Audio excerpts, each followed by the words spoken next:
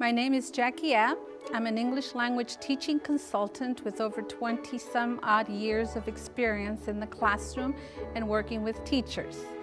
I am very proud to be here today to give a presentation on strategies for success, aiming specifically on how to maximize the use of English as a foreign language textbooks to facilitate English foreign language learning.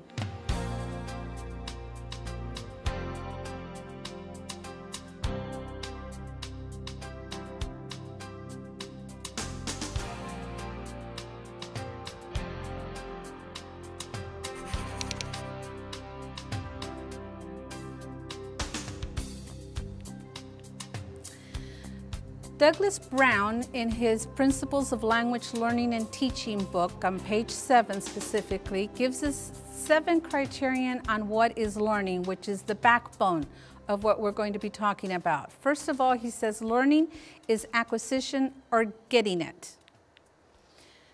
2, he says learning is retention of information or skill. The third one says that retention implies storage systems, memory, cognitive organization. This is where our learning strategies are critical. Fourth idea, learning involves active, conscious focus on and acting upon events outside or inside the organism, meaning outside of the classroom setting and inside within yourself. The fifth idea comes, learning is relatively permanent but subject to forgetting, and don't we all know that? The sixth idea that he brings out is that learning involves some form of practice, perhaps reinforced practice. In English as a foreign language setting, this is more so the case than without the reinforced practice. And the seventh one, learning is a change in behavior. There are so many psychological factors in learning that it is a complete change in behavior, in yourself. Let's go on to teaching, what he says about teaching. He says that teaching cannot be defined apart from learning because they're really very, very much connected.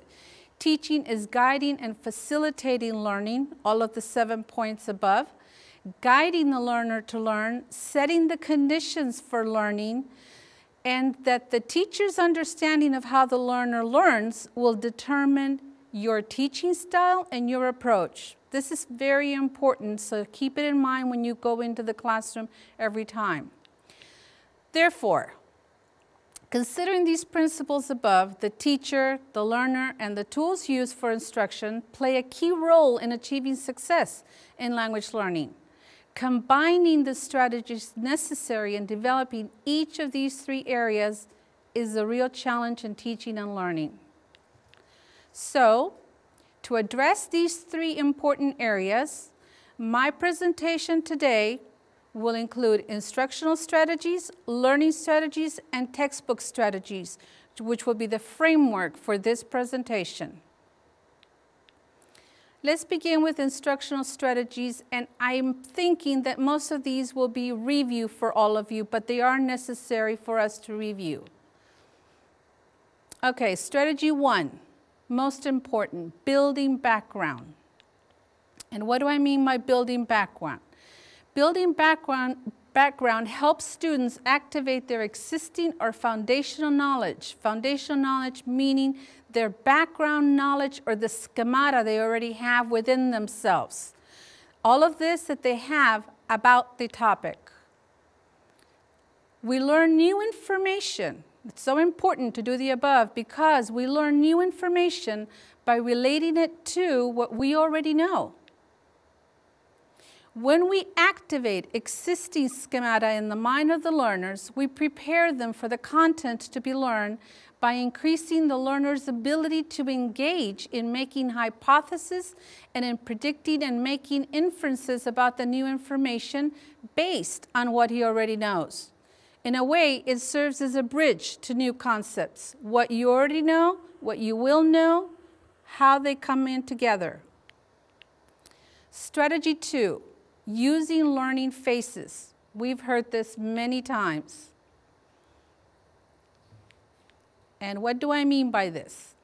To facilitate content and language acquisition, it's necessary to organize lessons in learning or instruction phases. This is the pre, while, or post, sometimes known as before, during, or after, however you call it. The pre-instructional phase focuses on the acquisition of the necessary tools learners need to learn the language and content in the task. At the most basic level, it involves exposing students to the vocabulary and language structures for basic comprehension. You can't go anywhere without them knowing or without them comprehending the basics. The while phase aims towards practice and application of the new skills, exposing students to use the vocabulary and structures in a guided way, adding to the learning process and building on their self-confidence.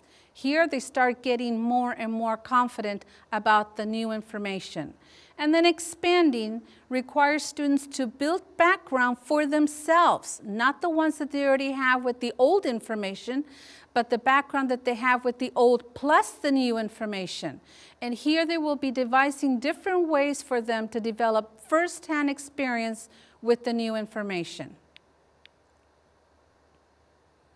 When I think about this last point, here we talk about activities like projects, debates, these sorts of activities. Strategy 3.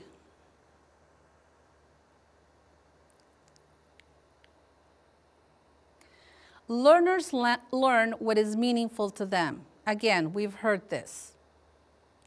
Let's review it. A constructivist view of learning tells us that learners are engaged in actively making sense of the information provided to them. This is engagement, when you are actively making sense of the information that is being provided to you. Individuals will tend to learn what they think is worth learning, and this will differ from one person to another because we all have different preferences. It also applies to different age groups. This is why you need to make sure that the topic and activity you are teaching is age appropriate for your learners. For example, it would not be significant for a 7th grade student to learn how to make a reservation for a hotel. His parents will do that, not him. Unless teachers have a sound grasp of what their learners see as important and meaningful, they will not possess all the information they need to make their courses truly motivational. So even before the class begins, you need to know what your students really like. I would suggest a survey on the first week, first day, second day, or during the first week of class to get to know your students and know what they really like. Strategy 4, maximizing input and output. Although comprehensible input is core for second language acquisition at an I+1 level, here we all remember Krashen, okay? Giving them what they know plus something a little bit more difficult, it is not sufficient. Learners must use the language in meaningful interaction in order to learn it. This is the natural approach, the way that we learn our own language. Your mother is constantly speaking to you and some of the words you don't understand, but you do understand the basics and you are hearing it all the time so that when you start producing it, you are producing it what is meaningful to you. That's how you learn it. Teachers need to balance, just like mothers do, the incomprehensible input, this is the +1, with opportunities for learners to produce, that is, to use the language in meaningful ways to communicate meaning. Your textbooks here are a great aid in all the exercises that they provide in the application part.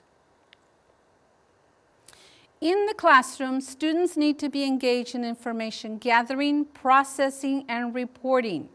These task-based activities or projects are enhanced by cooperative learning principles. Pair or group work is key for promoting interaction in the English as a foreign language classroom. If you don't work in communicating with others, there is no meaningful or you are not maximizing